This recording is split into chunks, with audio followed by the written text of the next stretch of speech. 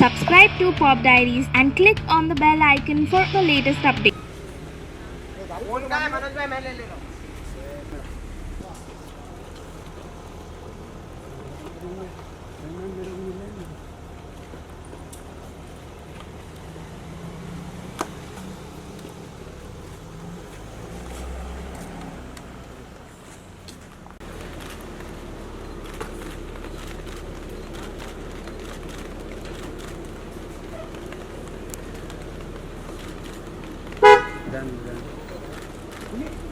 Run.